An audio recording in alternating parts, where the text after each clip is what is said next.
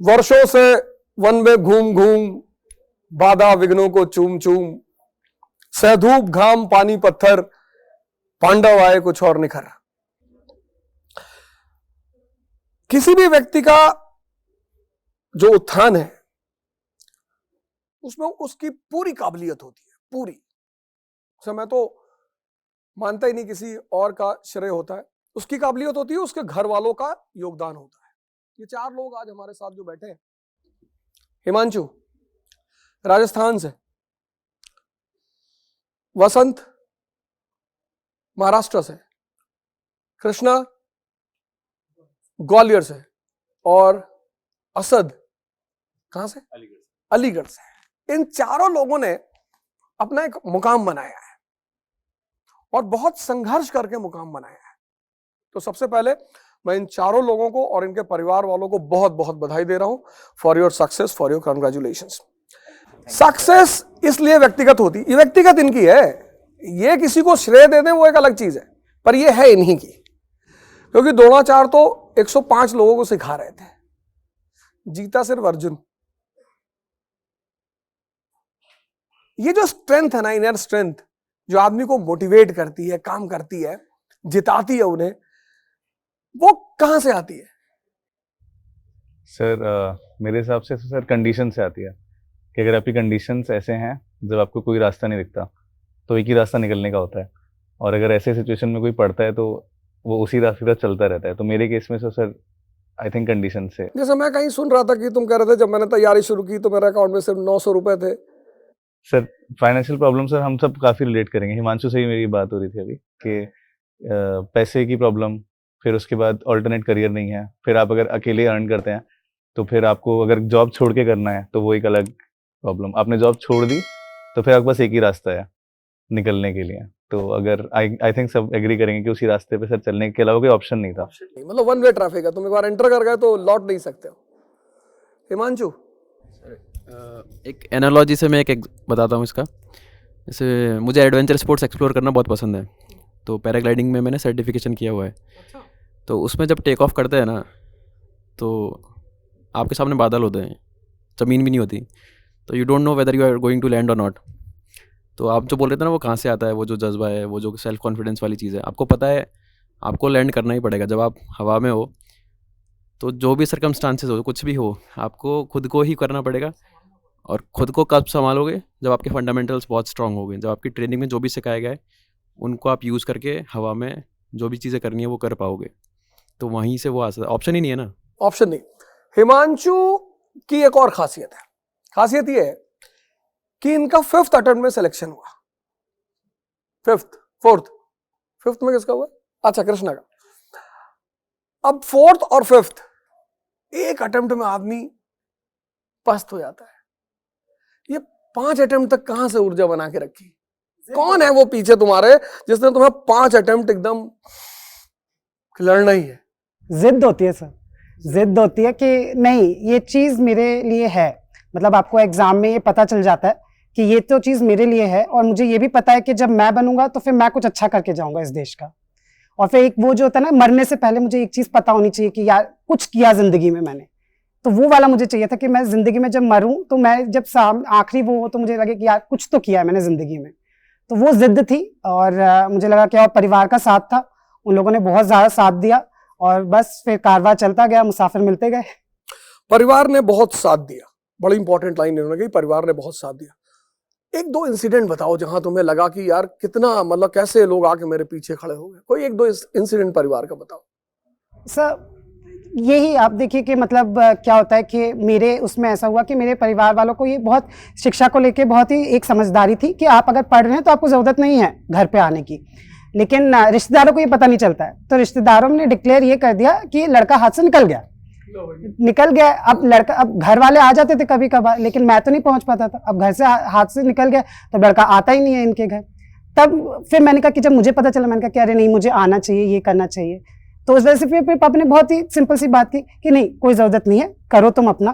फिर मैंने कहा अरे ये वैसे भी नहीं हो रहा, पहले इंटरव्यू कई बार हुए तो फिर उसमें नहीं निकल रहा था, स्टेट पीसीएस के इंटरव्यूज नहीं निकल रहे थे। तो मेरे पापा ने कहा अरे यार कुछ नहीं होगा, परचूने की दुकान खुलवा देंगे। और फिर अगर मेरी मम्मी पीछे खड़ी थी कि नहीं वो भी नहीं हुआ तो एक घरेलू मतलब एक कमाऊ बहू ले आएंगे तो वो भी हो जाएगा।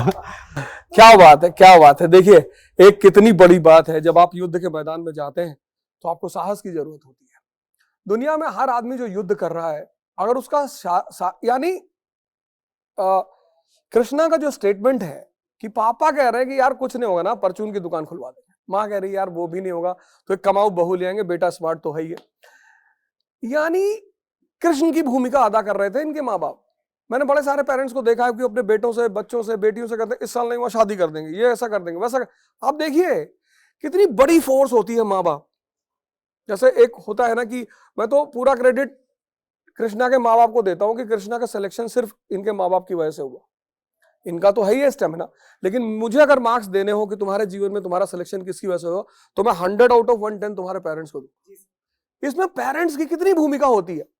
बहुत सारे पेरेंट्स हमारे शो को देखेंगे, मैं उनसे रिक्वेस्ट करता हूं, ये कितना बड़ा एविडेंस है आपके सामने। आपकी ताकत, आपके बच्चे की ताकत एग्जामिनेशन हॉल में बनती है। खैर सबके माँ बाप चाहते हैं कि उनके बच्चे का सिलेक्शन हो, कुछ लोग भावुकता में या समाज के प्रेशर में, लेकिन इनके पिताजी ने उस समाज के प्रेशर को कितने प्यार से हैंडल किया। एक और बात इस एग्जामिनेशन में आती है कि जैसे हम एकेडमिक्स का एग्जाम देते हैं, ग्रेजुएशन का देते हैं, तो 10 दिन 10 घंटे पता होता है। आईएएस में 365 दिन 8 घंटे। असद ये कैसे मैनेज करते थे? डेली पढ़ना है, डेली हिंदू पढ़ना है, डेली एडिटोरियल पढ़ना है, ये कैसे होता था? सर मुझे लगता है ये करने के लिए ना आपको एक डिस्कनेक्ट करना पड़ता है अपने इमोशन से, क्योंकि किसी को सर 8 घंटा पढ़ना अच्छा नहीं लगता। जो कहता है वो, जो कह रहा है सर वो गलत कह रहा है, क्योंकि मैंने फर्स्ट हैंड देखा है, मुझे बहुत अच्छा नहीं लगता था पढ़ना 8 घंटे, और ऐसा लगता था कि कहीं बाहर जाऊं, लोगों से बात करूं, कुछ और करूं। सबको ये फियर ऑफ मिसिंग आउट होता है सर। उससे मैं इमोशंस को डिस्कनेक्ट कर लिया था। मैंने तो जॉब की तरह देखा था कि मुझे सुबह 9 बजे जाना है टेबल पे, तो जाना है। जॉब की तरह देखा, प्रोजेक्ट की तरह था सर, यूपीएससी प्रोजेक्ट की तरह। हिमांशु तुम्हारा कैसा था? जैसे जब मैं जॉब में था ना, तो मान लो I am earning something, let's take a nominal figure कि 5,000 में डेली का कमा रहा हूँ, तो मेरा ये था कि डेली के 5,000 की पढ़ाई कर लूँ। क्या बात है यार, कितनी बड़ी बात है, डेली की 5,000 की पढ़ाई करनी, और इन्होंने डेली की 5 करोड़ में कन्वर्ट कर दी। इतनी बड़ी अचीवमेंट ले ली। देखो ये चीजें होती जो आप इन सबसे सीख सकते हो। ये सारे प्रेशर्स आपके सामने हैं, ये सारी चुनौतियां आपके सामने हैं। वसंत, इस एग्जामिनेशन को जो लोग शुरू करते हैं, मेजॉरिटी ह्यूमैनिटीज के बैकग्राउंड के नहीं होते। तुम्हारा भी शायद नहीं रहा होगा, किसी का ह्यूमैनिटीज 10+2 ग्रेजुएशन भी नहीं है। अब नॉन ह्यूमैनिटीज के लड़के को इस परीक्षा को कहां से शुरू करना चाहिए? पहले तो बोले स्टैटिक का जो बेसिक सिलेबस है, जैसे कि हमारे बेसिक बुक्स हो गए, जैसे लक्ष्मीकांत पॉलिटी के लिए है, या स्पेक्ट्रम यूज़ करते हैं मॉडर्न हिस्ट्री के लिए, या इकोनॉमिक्स के लिए कोई ही अदर नोट्स हो गई, जैसे मृणाल सर के नोट्स हम यूज़ करते थे। तो बेसिक जो बुक्स हो गई, उससे आपका बेसिक नॉलेज डेवलप होगा, बेसिक कंटेंट डेवलप होगा। So that why understanding concept is something very important. अगर आप प्रीलिम्स में देखें तो हम बोलते हैं कि प्रीलिम्स अनप्रेडिक्टेबल हो गए, yes that's a fact, but जो बेसिक जो नॉलेज है that is something very important, and वो आप इग्नोर ही नहीं कर सकते। मेंस के लिए तो खाली सिलेबस है ही, हमारे पास PYQ है ही, सो जो हम मेंस के लिए सिलेबस करेंगे उसमें से क्वेश्चन आता ही है, तो उसका तो पार्ट वैसे तो ईजी है। प्रीलिम्स का जो अनप्रेडिक्टेबल पार्ट है उसके लिए आप बेसिक को इग्नोर ही नहीं कर सकते। और अगर आप करंट अफेयर्स एक साल से फॉलो कर रहे हैं, जैसे पहले में तो मराठी मीडियम बैकग्राउंड से हो, तो मुझे वो द हिंदू का लैंग्वेज समझ नहीं आता था। अभी भी मेरा हैज़ और हैव में कंफ्यूजन होता है समटाइम्स। सो हाँ, after even personality test I speak good English, decent, सामने वाले को समझ में आता है, पर थोड़ा ग्रामर में इधर उधर हो जाता है। तो स्टार्टिंग में मैं एडिटोरियल को जो वीडियोज़ आते हैं यूट्यूब पे वो देखता था। Just start with a simple thing which will make you comfortable. अगर आप पहले से ही वो जो हार्ड कुछ लेके जाओगे और एडिटोरियल में 3 घंटा बताओगे तो पेपर ही कवर नहीं होगा, बाकी का सिलेबस ही कवर नहीं होगा। जो सिंपल लगे, जो टाइम सेविंग लगे, वैसे स्टार्ट कर सकते। करंट अफेयर स्टार्ट करके आपको पता चलेगा कि हाँ अच्छा ये चीज़ें हो रही है, तो ये चीज़ें पेपर में आ सकती है। और PYQ से आपको डेफिनेटली पता चलेगा कि यही थीम्स रिपीट होती है। So that's way. और बहुत सारा गाइडेंस यूट्यूब पे अवेलेबल है, टेलीग्राम पे बहुत सारी बुक्स है। रादर वी से कि हम ओवर इन्फॉर्मेशन में है, तो choosing a right thing is something important. आप बड़ी इंपॉर्टेंट बात इन्होंने कही कि choosing a right thing is very important. अब हम जिस युग में जी रहे हैं वो ओवर इंफॉर्मेशन का युग है, बहुत सारी इंफॉर्मेशन है। तो ये बहुत प्यारा पॉइंट उन्होंने कहा कि यार हम जब चूज कर रहे हैं ना, कभी कभी क्या होता है कि हम एक चैनल से एक सब्जेक्ट पढ़ रहे हैं फिर दूसरे से पढ़ रहे हैं, तो कोशिश ये करें कि इस ओवर इंफॉर्मेशन का जो डंपिंग है इससे बचना चाहिए। हिमांशु, 3 बातें बताओ जो तुम्हें एक न्यू कमर से कहनी है कि जो भी नई तैयारी शुरू करने जा रहा है उसको 3 कौन सी कंपलसरी चीजें करनी चाहिए? पहली चीज़ तो ये है कि यूपीएससी पहला तो टफ है, दूसरा अनप्रिडिक्टेबल है, ठीक है। 900 ही बच्चे हैं जिनका सिलेक्शन होता है, 900 भी बहुत ज़्यादा है, कई बार तो 700 ही होते हैं, तो सबको नहीं आना चाहिए आई बिलीव। तो यूपीएससी करने के लिए हार्डवर्क बहुत ज़्यादा चाहिए, बहुत ज़्यादा। सेकेंडली कि तुम्हारे पास कुछ ऐसी स्किल्स होनी चाहिए कि even if UPSC doesn't work out तो you have a fall back option. तो जब मैं जॉब छोड़ के आया था तो मेरे पास बहुत स्ट्रॉन्ग एक बैकअप बना के आया था मैं जॉब में ऑलरेडी, कि अगर नहीं हुआ तो आई विल गो बैक। तो पहला तो ये पॉइंट हो गया। दूसरा पॉइंट है कि